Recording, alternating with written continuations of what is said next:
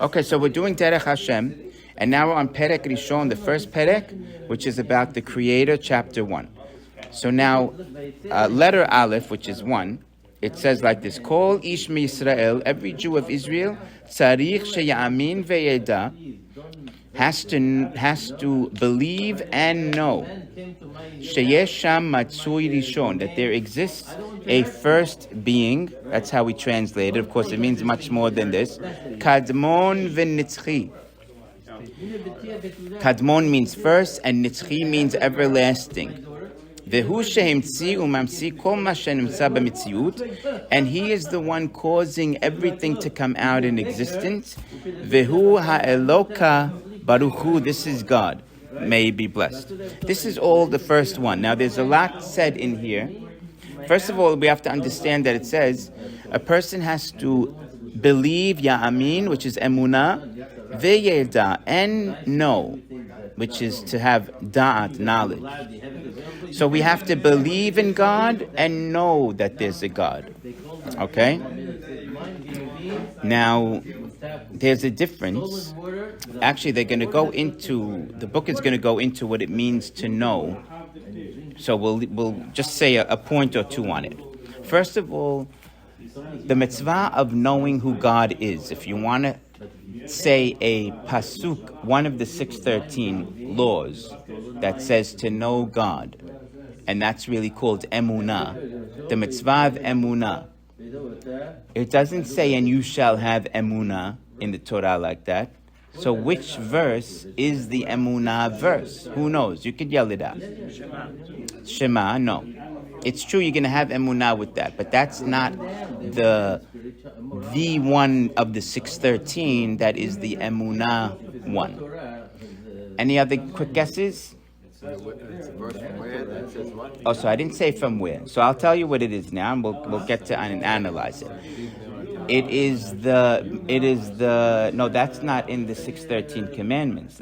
It is the phrase called Anochi Hashem Elokecha. The first of the 10 commandments is a command.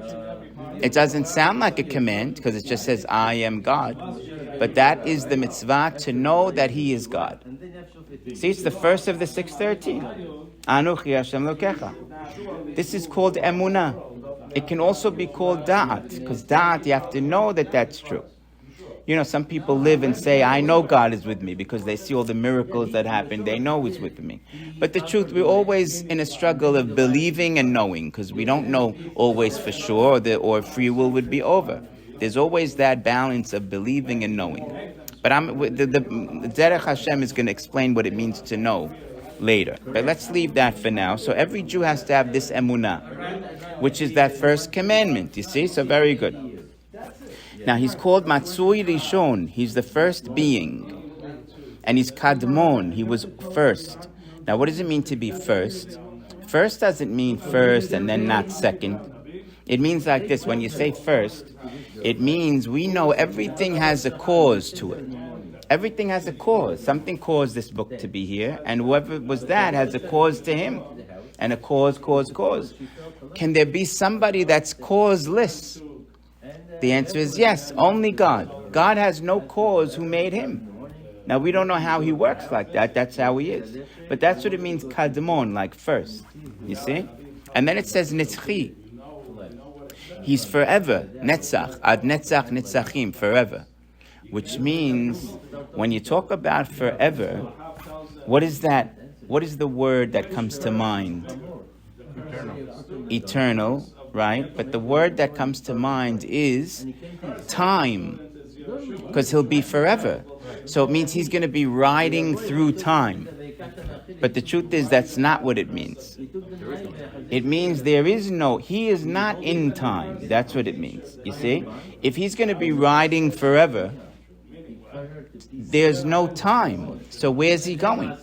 There's no minute to minute. So how can he be going forever?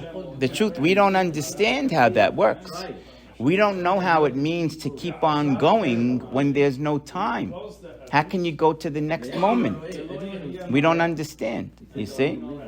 But only God can understand that.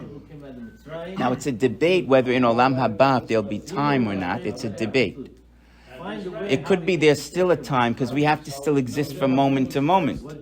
You see, but time will be different. That's one opinion. Some say we also may be in Olam Haba since we're together with God in that way. We will also be without time. And we will know what that existence feels like when we're there. We won't know about it now.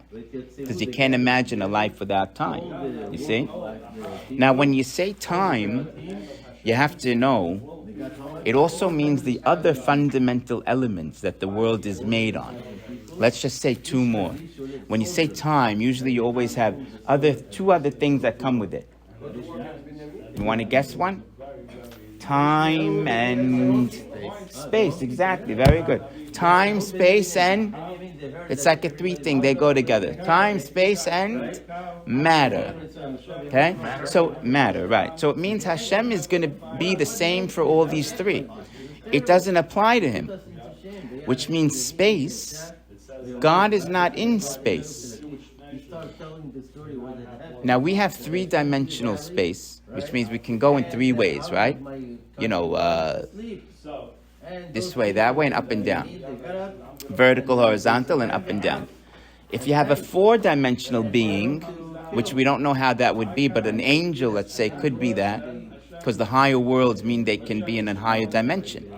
So they can push out another way. We don't know what it means. Where would you go? How can you push out another way? We don't understand. It's like the shadow guy. The shadow guy on this floor, he only has length and width. But he's flat. He doesn't have the height aspect. He doesn't know how he could push himself up. He can't imagine it. But we know what it is because we have it. So now we play the same game. We can't imagine the next step up. But the guy who's there does know what it is. You see what it means to have dimension change? Now Hashem is not in any dimension. So he's not even in a shadow. It means there's nothing there. So how can he be there if there's no space to contain him? It's like he's crunched into nothing. But no, it just means he doesn't exist that way. He has an alternative way of existing besides in space. Now we don't know what an alternative way is. We only know ours. So Hashem is all this unknowable. He doesn't exist in time. We don't know how that is. He doesn't exist in space. We don't know how that can be. And he's not a thing. He's not a matter. He's not a physical, and he's not a spiritual matter. Meaning he's not a thing. Now how can you be a thing and not be a thing? Because we know he's a thing, whatever he is, but yet the word thing doesn't apply to him. Why doesn't time, matter, and energy not apply to God? You know why it doesn't apply to him? Very simple answer. You know what it is? Because he made them. So who was he the day before he made them? If he made time and he made space, what was he doing a day before? Meaning, even one a day. Right, so he's beyond that because he had created those ideas.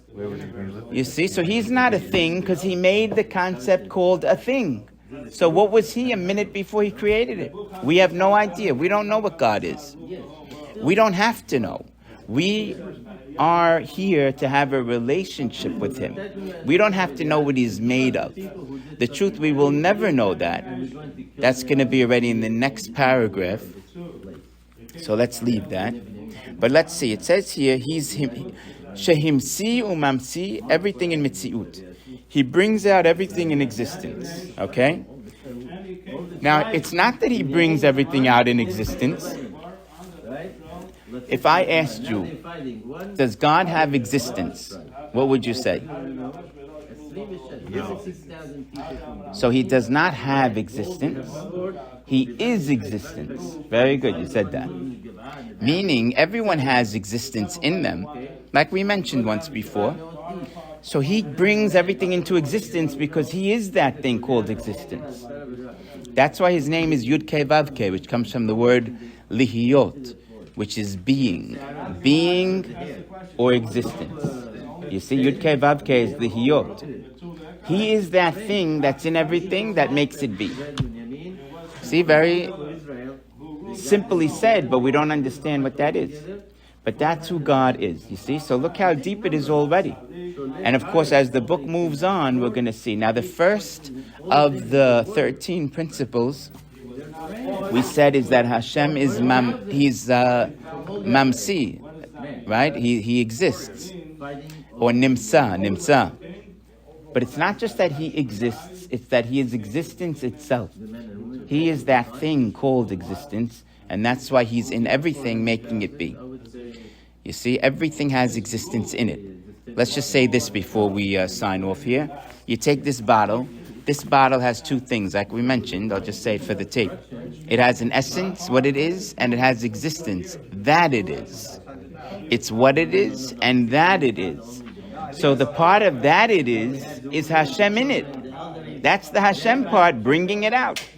The existence of this and everything, including myself, is Hashem. Yud Ke Vav Ke, existence itself. So he's in all of us, making us appear. So you can't get away from him. People say, let me run away from God, How can you run away? He's wherever you go. Just to show that Hashem is to us. And we have to be conscious of this relationship that we have with our Creator.